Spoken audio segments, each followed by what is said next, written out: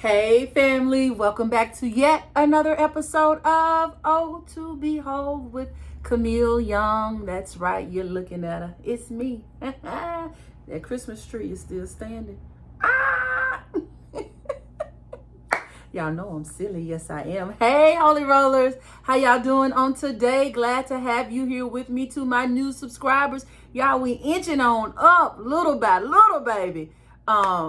But yes, welcome to the O to Behold Holy Roller family. Yes, okay. Look, we gonna get right on into it on today. Listen, I want you to listen to all of my single friends, listeners. I need you all to listen, okay? And I know that there are probably some married people in here who will echo this sentiment, all right? Today's topic is never date an insecure person. You'll regret it. Ooh, child. That is one of the most unattractive. I mean, there are a lot of things that can be unattractive about a person, but insecurity is probably, not only is it unattractive, but it's probably one of the most frustrating things or characteristics, character flaws that a person can have in a relationship.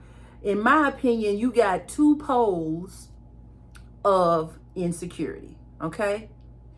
Because everybody has insecurities, okay? So I don't want to make it seem like, nobody is insecure, or doesn't have insecurities. But when you allow those insecurities to impact your life and the lives of others, that's you are an insecure person, okay? And so the two poles of insecurity are: one, you are just jealous. You want to know where they are, why they wearing what they wearing. You don't trust nobody that they're with. All right. You question everything. You want to know what time they get there, what time they leave, who did they talk to. Okay, that's the one extreme. You get where I'm coming from? Then the other extreme of insecurity is they don't want to go nowhere. They just stay in the house. They are pretty much like a hermit. They don't want to do anything. They don't show very much, if any at all, affection towards you. They just pretty much kind of cut off from the world. Minor the other comings and goings, such as job and all that type of stuff. But for the most part, they stuck in the house and want to keep you in the house, or don't want to talk to you, or just shut down when they're at home, or when y'all are together even. So those are the two extremes. But the thing that these two extremes have in common is they are bound in trauma. They have experienced some level of trauma, whether it was from their childhood, which is you're probably hearing more people talk about ACEs, ACE with a small s, ACEs, adverse childhood experiences, which are traumas. Meaning, it doesn't mean that something like a violent rape or things of that sort. It is that, but not just that. It could be the death of a parent. That's considered an ACE, an adverse childhood experience. Okay, it could have been a really bad car accident that you were involved in.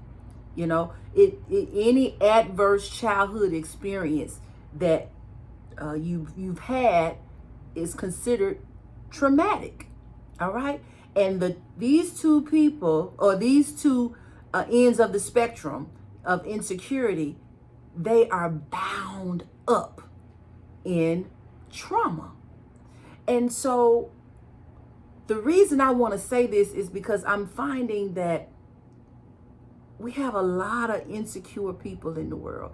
And a lot of this insecurity is being shown in people's lives because of social media.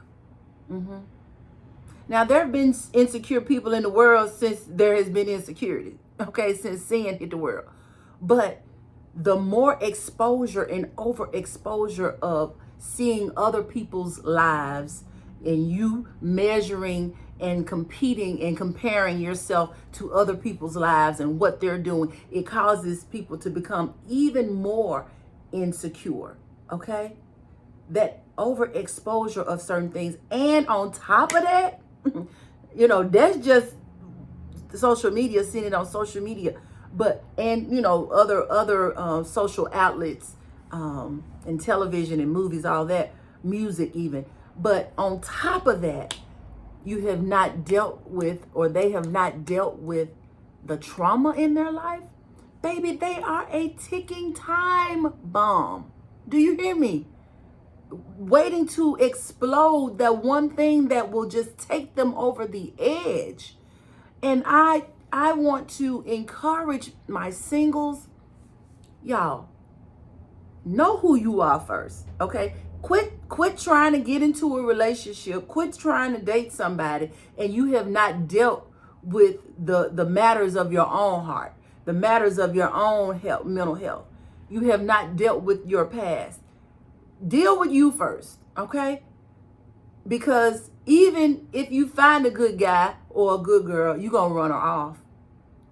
And when I say good, I'm meaning she has started her wholeness journey and is well into it, or he's started his wholeness journey and is well into it, mature, at a place where they're ready, okay? Also, get to know you so that when you meet somebody, you can identify easily, or more easily identify, an insecure person. You know, it's a little too late when you 6 months in and it's really, and you saw some signs, but because you needing to feel loved, or you're feeling you hadn't dealt with your own insecurities, and wanting to say you got a boo so you could be on social media, you have entangled yourself with someone who ultimately gonna make you regret it. Y'all, insecurity is one of those, like I said before, somebody who is just entangled so much within their trauma, and they are a ticking time bomb. What do I mean when I say ticking time bomb? It could be one extreme where they can, as they say now, unalive you, okay, or themselves, or to another extreme where they're just so deep into a depression, it's ruining your life, okay, and your joy and your happiness, stealing all of that from you. All right, so let's again deal with our trauma, deal with our ACEs, adverse childhood experiences, so that we then can better identify someone who is insecure, so that we won't regret it later. And then if you are in a marriage now, make sure you're not the one that's insecure, okay? Make sure you're not the one that's causing and wreaking havoc in your relationship. If you're going to stay there, you may as well try to deal with your trauma. Get yourself together, because you may be the reason that your marriage may be unhappy at this time. So do some self-evaluation, all right?